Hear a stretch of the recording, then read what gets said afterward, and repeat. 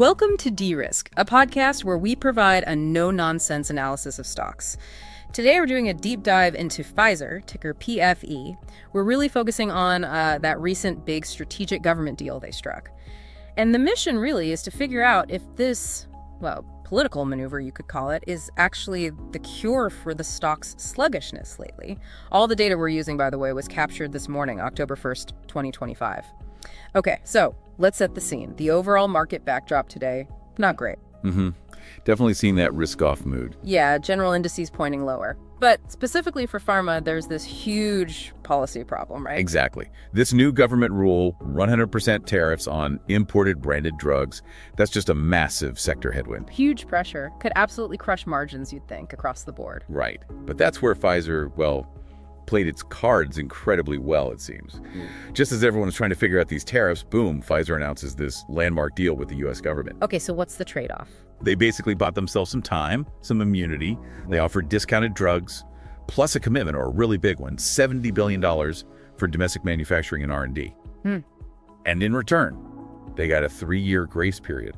No tariffs for them for 3 years. Wow. So that immediately gives them a leg up on competitors who are facing those tariffs right now. A major competitive advantage, yeah, for several years. Okay, that sounds like a strategic masterstroke, like you said. But how does that square with, the actual numbers? Our research shows some pretty contradictory fundamentals here. That's the tricky part. There's this valuation gap that's pretty wide.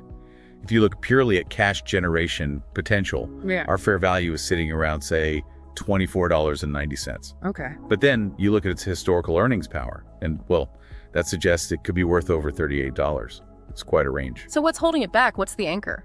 It's that negative revenue growth. Over the last 3 years, revenue has shrunk by more than 14%. I mean, that's a significant decay, even for a pharma giant that's been struggling a bit. Right. 14% negative growth is hard to ignore. And that's why Wall Street seems hesitant.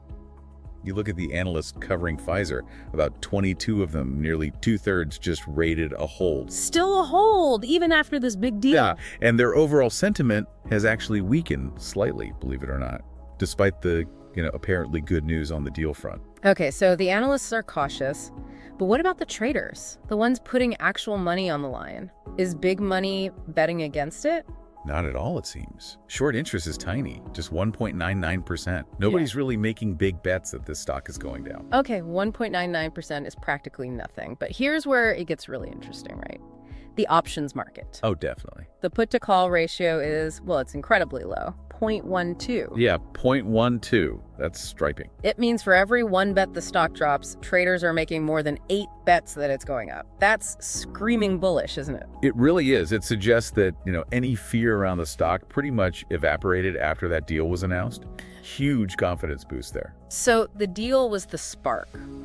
What's the technical picture look like? Is this move real? Well, the technicals seem to be providing strong confirmation.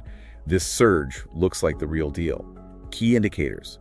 They've flipped positive. It signals that a new sustained uptrend might actually be starting here. And volume. Massive volume on the move up. That points to institutional conviction, the big players getting involved. And money flow indicators, they show a dramatic reversal. Cash is definitely pouring in. Okay, and I noticed volatility has changed too. It was quiet for a long time. Exploded to the upside. Yeah. Yeah, volatility was stuck in this narrow range for months. Now it's jumped. So that tells us the sleepy period is probably over. Expect bigger swings now. That's what it suggests, yeah. More movement, likely driven by this building momentum. All right, so let's put it all together. Strategic win, mixed fundamentals, but really bullish sentiment and technicals. What's the final verdict?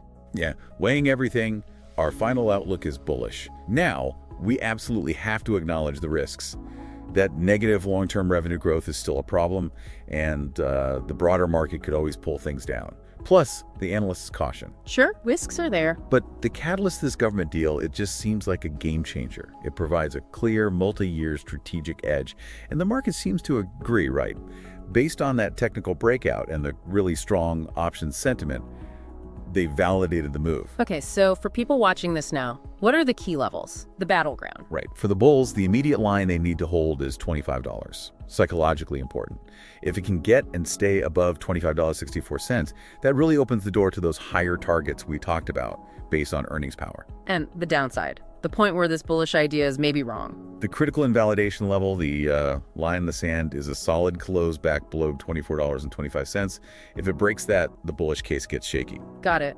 So it really looks like Pfizer managed to negotiate its own kind of long-lasting booster shot here. That's a good way to put it. Yeah, giving itself immunity from those industry headwinds for a few years while its competitors are, well, left scrambling.